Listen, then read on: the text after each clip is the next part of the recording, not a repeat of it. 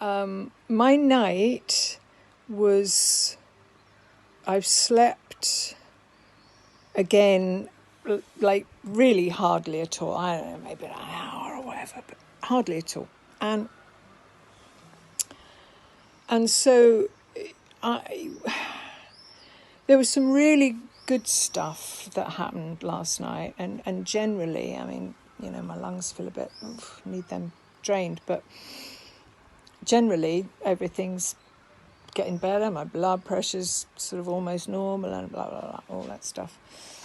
And so what happened last night, I said this really well in a video, I'll try and get it again, was that I was lying here thinking about stuff and I couldn't sleep, not because of bad stuff, but because I was just thinking about, you know, great things that I want to do and what I want to do next.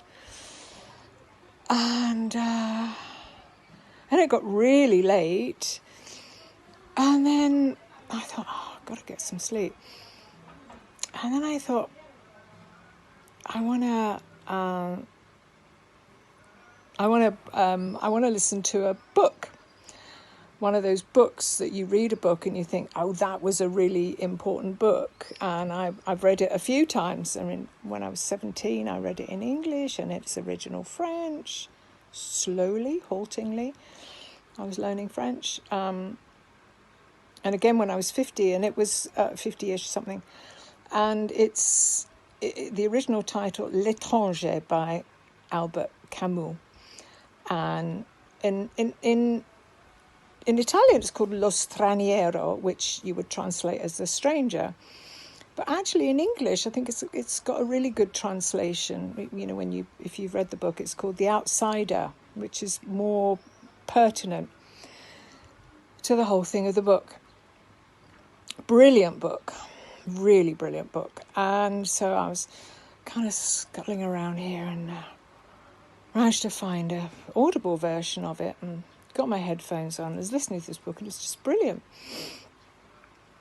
I was loving it. I started dozing off and I realised that I was getting a bit of a sore throat. And for some reason, you know, the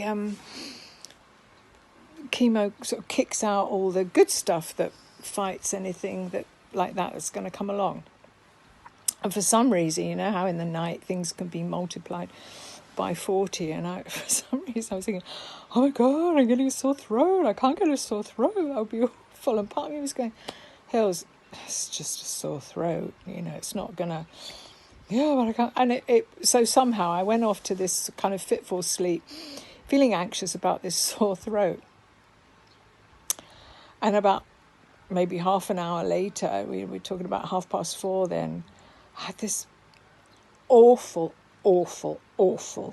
dream, which you're thinking, oh, it might be about sort of death and monsters and guts and blood and stuff like that. And it wasn't about any of those, but it was, in the dream, I found that I'd been eating a CD. And you imagine how scratchy that would be in your throat. And I was going, oh, and I was trying to get these bits of CD out of my mouth and out of my throat. And I couldn't sort of explain what was happening. And it was just like, God, totally desperate. And it was all this desperate situation with people anyway, it was like, oh, crazy. And I woke up. Oh, God. And poor Harry was like, oh, my God, what's happening? I thought it was just a dream. And it took me ages. I've never, ever been so grateful to, you know, be in there. And then I woke up and it was all a dream thing. It took me ages to realise, oh, everything's fine. It's all fine. It's all fine. You can have some hot water with honey and lemon. You can it's all fine. It's just a sore throat. It's just a dream. And anyway, this is going to be a bit longer than usual, this video, I think. I'm not apologising for that. One of the thoughts in the night was also, for me today, will you please try, just for today, to the people who do tend to do this, stop apologising for yourself. Yep, stop apologising for yourself. Stop apologising for being you. it's fine. And obviously if you spill a cup of hot tea in somebody's lap, you're going to apologise. But for just being you, I think I've, I'm sorry if it's like, waste of time. So part of the thought in the night was I'm going to carry on doing what I've been doing here. And I'm also, people have said to me many times, you should write a book, you had such an interesting life. And it's then life gets more interesting and I haven't got time. And now I do have time, but I'm not going to write a book. I found out this particular phone that I want to get. I'm sorry, this is all sketchy because of not being able to record for as long as I kind of wanted to. But I'm going to carry on doing these videos. I'm going to do it on a new phone with on a phone.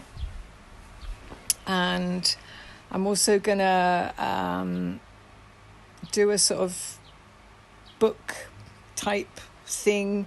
Either it'll end up being a podcast, it might have videos in it. I'm not really sure. But the point I was making, that I do want to continue, try for the third time, which is interesting, is that it will be part of my thoughts in the night is that it'll be a bit sketchy, and that's fine too, and that's kind of part of it. It's not like I'm trying to be sketchy, but I gave the example of two examples. Of one is I was a school teacher. I made some dresses. People said they're good. I thought, I'll be a fashion designer. And something happened which just made me feel like my feet just had to catch up with this decision. So I put some dresses in a bag, went to the King's Road in London, and I was wearing this really lovely dress, but it was from a jumble sale and it had a rip here and it didn't bother me in the slightest, didn't even think about it. I had this moment when I was in a shop and there was this really gorgeous woman called Viva, and she came from Venezuela, and she was like she had all the gorgeousness. And I realised as I was talking to her that she was kind of looking at me, and I realised, she's looking, right, get it. And so I'm part of the thing. I hadn't thought about that bit. So I went back, changed everything, got business cards, which I didn't even have, got photos, all the rest of it, and went back, take 2. But part of it was that I think if I hadn't done take 1, I wouldn't have got to take 2. I'd just gone, too hard. And like the thing about perfection that I tried to say earlier on was when I do this thing that I'm planning to do, you remember when there was that clip that went viral of the guy sitting there all like seriously in his suit, and he's being interviewed on television and talking about, I don't know what he's talking about, and suddenly the door bangs open behind him, the one, and his little toddler comes in going, ah! And suddenly the mother throws herself across the floor, gets the kid, sort of drags him out, and he sort of carries on like as if nothing's happened. And apart from the fact that it was kind of hilarious, I think everybody thought, why didn't you just say, hey, sorry about this, I'll just deal with this, I'll be right back. And then it was like, yeah, you're at home. But somehow there's this thing of like, no, it has to be perfect, otherwise it has to be like this. And it doesn't, and that's not what I want to be, and I don't have to be. So it was this thing of just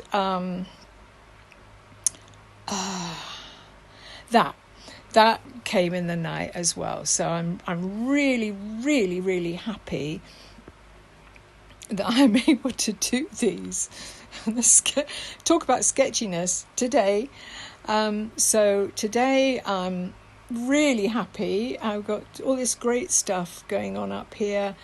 and I'm very, very tired, and that's fine too because it's just tired. And really better stop now, because if that cuts off again, I'm just going to go, fuck it, do it tomorrow. So again, thank you for making this not just possible, but really enjoyable. And I will stop now. Okay, stop.